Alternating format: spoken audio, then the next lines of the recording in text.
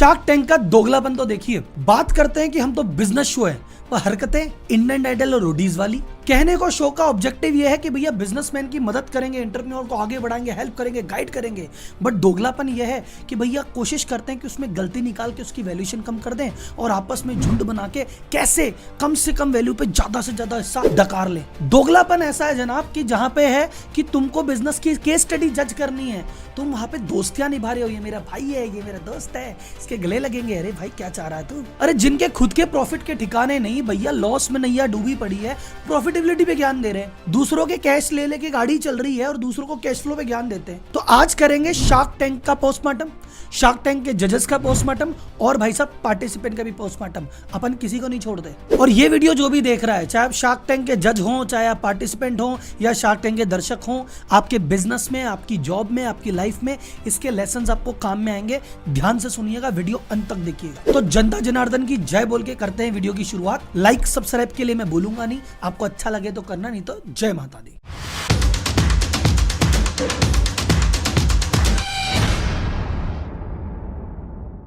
तो बात करते हैं वीडियो के पहले हिस्से की, शार्क टैंक के शो का दोगलापन। शार्क टैंक सीजन 2 किसी भी लिहाज से भाई साहब बिजनेस शो तो लग ही नहीं रहा। ये तो इंडियन आइडल का या रोडीज का सेट लग रहा है। यहाँ पे पार्टिसिपेंट आके जीवन की दुख भरी कहानी सुना रहे हैं, जज कह रहे हैं साहब हम भी रो रहे हैं, पीछे कभी बैकग्राउंड को एकदम ऐसा पीला सा कर देते हैं, एक सैड सा म्यूजिक बजा देते हैं, बैकग्राउंड का कलर बदल देंगे, अजीब सी आवाज ला देंगे, रोने जैसा मूड बना देंगे। कोई एक फूड प्रोडक्ट है तो एक एक आदमी को खाता हुआ दिखाएंगे, फिर एक एक आदमी के एक्सप्रेशन दिखाएंगे, वाह जी मुझे ऐसा लगा, तू तेरा खा ले मेरा खा ले, अरे भाई बस करो। और इससे भी मन नहीं भरेगा। कभी रोडीज की जैसे या तो पार्टिसिपेंट से लड़ लेंगे या आपस में लड़ लेंगे। शो को प्रमोट करने के लिए कौन बनेगा करोड़पति चले गए, कपिल शर्मा चले गए, डांस बना रहे हैं, वीडियो बना रहे हैं, रील बना रहे हैं। अरे दादा बिजनेस के अलावा सब कुछ कर रहे हैं ये लोग। ये बात मैं मानता हूं कि भैया शोबिज का बिजनेस है, टीवी है, अगर शो को हिट कराना है, जनता तक पहुंचाना है, थोड़ा बहुत करना पड़ेगा। थोड़ा बहुत करो भाई, बिजनेस पे तो रहो। पहले बॉलीवुड भी ऐसे ही करता था कि भैया हम तो ऐसे ही दिखा रहे हैं। कोई पूछता था भैया ऐसी हरकतें क्यों कर रहे हो, जनता को यही पसंद है, तो जनता ने बॉलीवुड को तो सबक सिखा दिया। शार्क टैंक का भी नंबर लगने वाला है। ऐसा नहीं कि मैं शार्क टैंक का दुश्मन हूं, मुझे बहुत खराब लगता है या मैं इससे चिढ़ता हूं, नहीं सर, मैं शार्क टैंक का बहुत बड़ा फैन हूं। शार्क टैंक का सीजन 1 देखा था, मुझे लगा भैया मजा आ गया, मजा। और सीजन 2 का तो मैंने वेट किया है कि इतने दिन रह गए, इतने दिन रह गए, और शुरुआत में एक एक पार्टिसिपेंट एक एक एपिसोड पे रात रात भर जग के वीडियो तक बनाए, इतना बड़ा फैन था। पर जब ये चीज ऑफ ट्रैक हो गई ना तो दिल से बुरा लगता है भाई। ये शो मुझे क्यों पसंद था, इसने पहली बार बिजनेस को मेन स्ट्रीम पे लाया। बाप बेटे खाने की टेबल पे बैठ के बिजनेस की बात कर रहे हैं, भाई साहब 4 जने पार्टी में बैठ रहे हैं तो पॉलिटिक्स को छोड़ के बिजनेस की बात हो रही है। स्टार्टअप को धीरे धीरे एक्सेप्टेबिलिटी मिलने लग गई थी, दुनिया बात करने लग गई थी, रन रेट क्या होता है, वैल्यूएशन क्या होता है, स्टेक क्या होता है, बिजनेस मॉडल पे चर्चा हो रही थी। तो पूरे देश में एक ऐसा माहौल बन गया था जो कहते हैं आर्थिक प्रगति के लिए माहौल जरूरी होता है। लेकिन इस शो ने जो माहौल बनाया था वो पूरा एकदम से फुस कर दिया। अब लोग बाग ये बात नहीं कर रहे कि शो पे करें कल क्या हुआ, अरे स्टार्टअप नहीं करना चाहिए, अरे वो मॉडल गलत था उसने कर दिया। तो जो पॉजिटिविटी आनी चाहिए थी वो नेगेटिविटी कर दी। अब जिस तरह की इसकी टीआरपी चल रही है, पता नहीं शार्क टैंक सीजन 3 आएगा भी या नहीं, लेकिन अगर वो आता है तो मेरी हाथ जोड़ के मेकर से रिक्वेस्ट है, और आप लोग फॉरवर्ड करके इस वीडियो को पहुंचा देना, किसी तो मेकर तक पहुंचे कि भाई साहब एकदम प्योर बिजनेस शो दे दो, फिर देखो तुम्हारी टीआरपी कैसे रिकॉर्ड तोड़ती है। क्योंकि देश जग गया है भाई साहब, बिजनेस के बारे में जानना चाहता है, सीखना चाहता है, तुम उसको मत बनाओ रोडीज यार। इस शो में इंडियन आइडल वाली हरकतों के बाद जो सबसे कमजोर कड़ी है वो है शार्क टैंक के जजेस। एक म्यूजिक कंपटीशन है, उसको अगर जज करेंगे आपके AR रहमान साहब, लता दीदी, तो लगेगा यार इन लोगों ने बहुत ख्याति प्राप्त की है, अपनी चीज पे पकड़ है, लोगों को दीवाना बनाया है। लेकिन उस शो को जज करने आ जाए टोनी कक्कड़, कैसा लगेगा। मेरे को इनसे कोई आपत्ति नहीं है, मेरी इनसे कोई लड़ाई नहीं है कि पीयूष बंसल जी से भाई साहब मेरे कोई पंगे हैं या अमन मुझे पसंद नहीं है। सारे शार्क पसंद है, अपना अपना काम इन्होंने बढ़िया किया है, पर अभी इनको मार्केट में खुद को प्रूव करना बाकी है। ये पार्टिसिपेंट से जब ये बात पूछते हैं कि भैया आप ये बताइए आपका प्रॉफिट पिछली बार कितना था, आपकी बार कितना है, अच्छा प्रॉफिट नहीं है, अरे छी छी छी छी छी, प्रॉफिट कैसे नहीं है आपका, अरे भाई ये क्या बात है, अरे कैश फ्लो नहीं है, ओ कैश बर्न कर रहे हो, कितना महीने का, 1 लाख रुपए का, अरे नहीं नहीं ये तो ज्यादा है, अरे आपके बिजनेस में तो बहुत काम बाकी है, मुझे लगना पड़ेगा, तो मैं तो अभी नहीं कर पाऊंगा। अरे अगर इसके बिजनेस में बहुत काम बाकी है तभी तो ये तुम्हारे पास आया है, पैसे भी लेने आया है, गाइडेंस भी लेने आया है। तुम क्या चाहते हो? जिस बिजनेस में कोई काम बाकी ना हो, पहले कैश आ रहा हो, पहले प्रॉफिट आ रहा हो, वही इन्वेस्ट करें। तो फिर क्या बात हुई भाई साहब। और अगर आप ऐसा करते हो तो ऐसा बोलो कि मैं तो खुद भी बिजनेस मेरा प्रॉफिटेबल है और मैं प्रॉफिटेबल में करता हूं। खुद ने तो लंका लगा रखी पूरी, यही तो दोगलापन है। पीयूष बंसल जी 2010 में आपने कंपनी चालू की थी, 2023 हो गए, 13 साल में अपना तो प्रॉफिट आया ही नहीं। 102 करोड़ का लॉस तो सिर्फ इस साल था, 13 साल का लॉस मिला लो तो भाई साहब कितना ज्यादा हो जाएगा। आपके हमारे नए शाख आए अमित जैन जी, उनका प्रॉफिट 250 करोड़ रुपए का लॉस है। ऐसा थोड़ी कंपनी 2 साल पहले चालू हुई कि आ जाएगा, 10 साल से ऊपर हो गया यार कंपनी को। आपकी शुगर कॉस्मेटिक 75 करोड़ के लॉस में बैठी है और बात करी कैश फ्लो चाहिए, प्रॉफिट चाहिए, ये चाहिए। अरे तुम्हारे पास तो लाओ पहले। एक शाख जो सबका फेवरेट भी है, मेरा भी फेवरेट, अमन गुप्ता, वो एक बंदा है जिसने इंडस्ट्री को डिस्टर्ब भी किया, प्रॉफिट भी कमाया। बहुत ज्यादा प्रॉफिट नहीं है पर एटलीस्ट इनसे कंपेयर करोगे तो ठीक है, जज करने की पोजीशन में है और काफी हद तक भाई साहब मोटिवेट भी करता है। उसके बाद आते हैं नमीता तापर, उनके तो इस लिस्ट से मैं आउट कर रहा हूँ, she is out from the list. बोले क्यों? बोले वो एक्सपर्टाइज ही नहीं है, वो तो उन्होंने कंपनी चालू नहीं की, वो तो कंपनी की फाउंडर ही नहीं है, वो तो पापा ने चालू की, वो तो पापा की परी है। अनुपम भाई भी प्रॉफिट लॉस कभी डिस्क्लोज नहीं करते। इधर भाई साहब हमारे अश्नीर जी का भी लॉस था, उन पे भी दुनिया भर के क्लेम लग गए। वैसे बंदा सॉलिड था भाई साहब, कुछ भी कहना। मामा अर्थ का आप देख ही रहोगे, आईपीओ लाने की जैसे ही बात की भाई साहब हड़बड़ी मच गई, शायद पता नहीं आईपीओ आए बना है, और आईपीओ आएगा भयंकर वाला फ्लॉप होगा, ध्यान रखना, लगा मत देना पैसे। तो यहाँ पे बैठ के 20-25-50 लाख की फंडिंग करते हैं, जैसी शो का पैकअप होता है भाग के खुद की फंडिंग के जुगाड़ में लग जाते हैं। कौन सा ऐसा धंधा चल रहा है जिसके बेसिस पे आपने कहा ये जज है? जज आपको बनाने हैं सर संजीव भगचंदानी जी, लीजेंडरी हैं, कितनी कंपनियों में इन्वेस्ट किया उन्होंने, किस तरह से कंपनियां बिल्ड कर रहे हैं। कामत ब्रदर्स जो है जीरो से उसको किया प्रॉफिटेबल, इतनी मस्त कंपनी चला रहे हैं। ऑफ बिजनेस के हमारे आशीष मोहपात्रा हैं, जोहो के हैं। तो कुल मिला के ऐसी कंपनीज जिन्होंने जीरो से बिल्ड की, मार्केट को डिस्टर्ब किया, प्रॉफिट कमाया, एक अच्छे वैल्यूएशन पे बैठे हैं खुद के दम पे, ऐसे लोगों को तो बुलाओ भाई साहब। लेकिन बात क्या है कि ये जो जिन लोगों के मैंने नाम लिए ना, इनके धंधे इतने बढ़िया चल रहे हैं कि ये फिर इनके पास शो पे आने का टाइम नहीं है।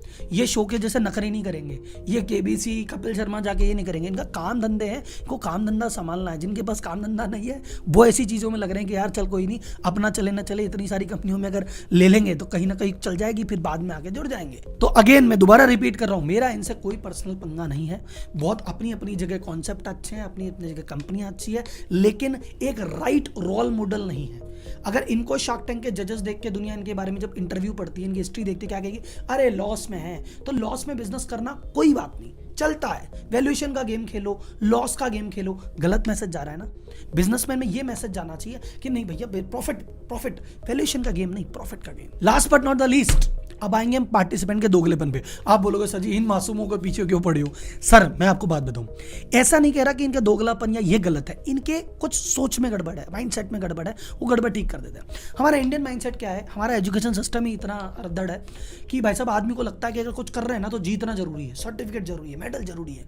तो शार्क टैंक पे आए हैं तो डील लेना जरूरी है, खाली हाथ चले गए तो बेइज्जती हो जाएगी। ऐसा कछु नहीं होता भाई साहब। आप नेशनल टीवी पे आ गए, दुनिया आपको जान गई है, आपका प्रोडक्ट अगले दिन से ही खटाखट बिकेगा। मार्केटिंग करने आए थे, मार्केटिंग आपकी हो चुकी है, डील लेना जरूरी नहीं है।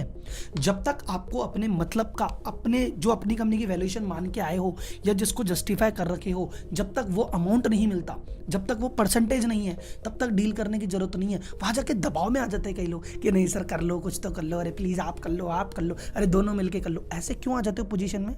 आप बिजनेसमैन हो, वो भी बिजनेसमैन है, बराबरी की बात है। वो पैसे दे रहा है तो आप कंपनी का शेयर दे रहे हो, तो आप में बराबरी के आदमी है। तो ये जो दबना वाली बात है या जो खुद को अंडर कॉन्फिडेंट मानते हो ना, ये चीज है भाई साहब। एक तरफ तो आप कहते हो, मैं आपको यहाँ पे दोगला क्यों बोल रहा हूँ, एक तरफ तो आप बिजनेस चालू किया है, हिम्मत दिखाई है, कॉन्फिडेंस दिखाया है, लड़ने की दिखाई है, यहाँ पे आके फेल हो गए क्यों? डरना नहीं है भाई साहब किसी से भी। वैसे तो I am chartered accountant, management consultant and business coach. मेरी प्रायोरिटी उन लोगों को मैं कंसल्ट करता हूँ जो ऑलरेडी बिजनेस कर रहे हैं, जिनका दुकान ऑफिस फैक्ट्री है, जो काम कर रहे हैं, जो पैसा कमा रहे हैं, रियल बिजनेसमैन, जो फंडिंग के भरोसे नहीं है, जो वैल्यूएशन के भरोसे नहीं है, जो काम करते हैं, मेहनत करते हैं। लेकिन स्टार्टअप कम्युनिटी पे कभी ध्यान नहीं दिया। पर जिस तरह से शार्क टैंक में हालत हो रही है और दुनिया में गलत मैसेज जा रहा है, तो मुझे लगता है भैया इस फील्ड में भी एक बार आना पड़ेगा। और क्योंकि मेरा फील्ड नहीं है, मैं इस पे आऊंगा। मैं डेफिनेटली इस पे या तो कुछ वीडियो की सीरीज सीरीज लॉन्च करूंगा या एक अलग से कोर्स लॉन्च करूंगा कि स्टार्टअप में भैया वैल्यूएशन होती क्या है, कैसे आपको करना चाहिए, कैसे पिच करना चाहिए, कब फंडिंग लेनी चाहिए, कब नहीं लेनी चाहिए, कैसे लेनी चाहिए, क्या ध्यान रखना चाहिए, किस तरह के इन्वेस्टर चाहिए, किस तरह के नहीं चाहिए।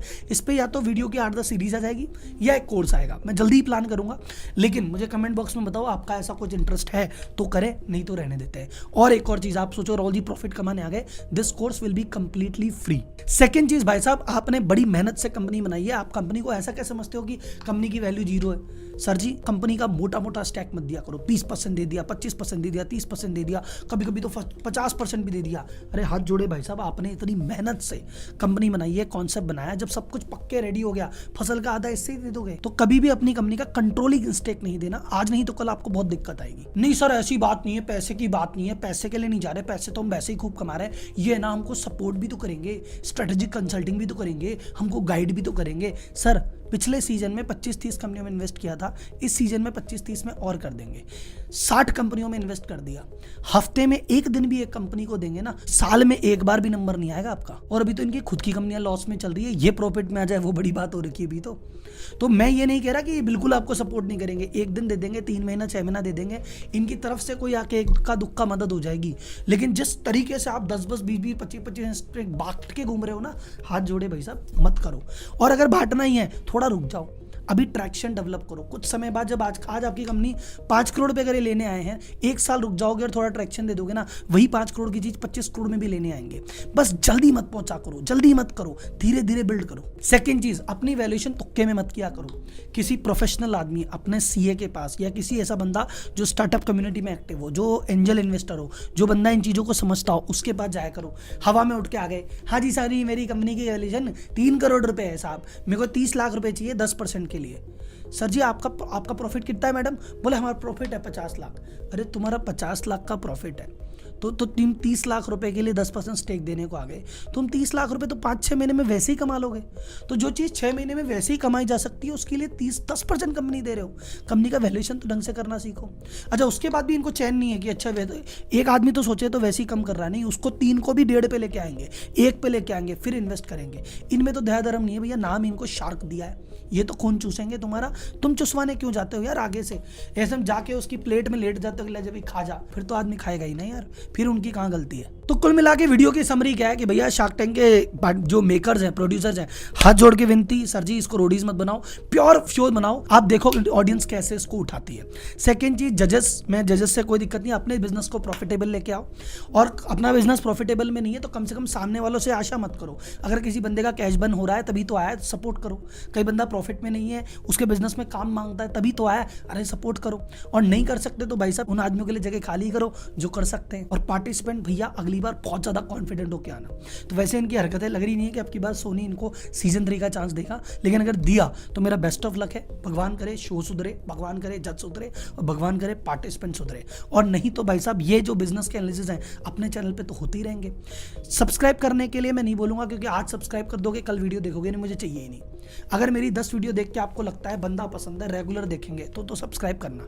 ये एक वीडियो देख के चले जाओ ना तो सब्सक्राइब मेरे को चाहिए नहीं। जनता जनार्दन को एक बार फिर जय हिंद।